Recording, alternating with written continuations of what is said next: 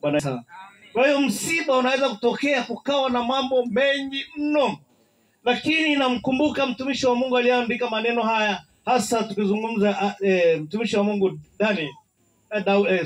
Daudi. Daudi alipoandika alimwambia Mungu, nakusihi unipe kuzihesabu siku zangu. Ni ombi la ajabu sana, kwa sababu aliangalia kusoma hii Zaburi, aliangalia jinsi mwanadamu anayostawi. Alifananisha kama ua linavyoweza kuchanua asubuhi, ukija jioni halipo tena. Kama likiwepo halipendezi tena, sio ua limeshakauka. Akamfananisha mwanadamu hivyo, kwa maana aliangalia Mungu, akamwangalia, akamtafakari Mungu, akaiona siku moja kwa Mungu ni miaka 1000. Kumbe sisi tunaishi kwa dakika.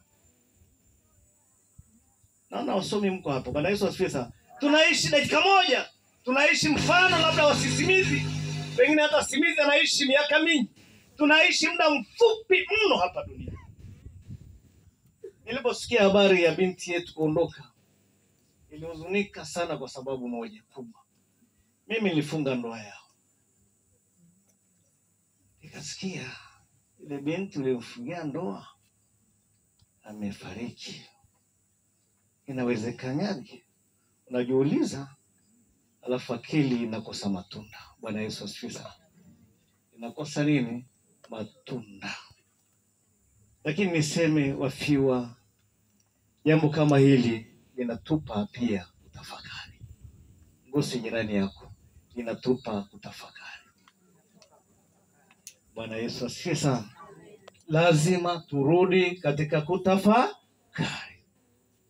Watoto wanaondoka, vijana wanaondoka, watu wazima kiasi fulani wanaondoka, wazee nao wanaondoka.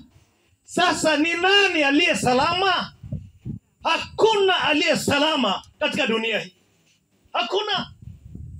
Ukisoma hii Mhubiri niliyozungumza, soma huku chini, anasema hata huyo aliyeishi miaka 100 pengine anaishi kwa sababu atengeneze mambo yake, ana laana. Yaani ukisoma ile neno utashangaa. Ninaishi miaka 100 na laana. Bwana Yesu asifiwe sana.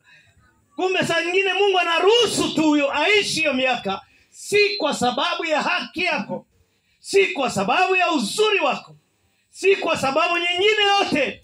Ni ili angalau rudi ndani ya moyo utafakari. Bwana Yesu asifiwe. Umetoka wapi? Unakwenda wapi? Biblia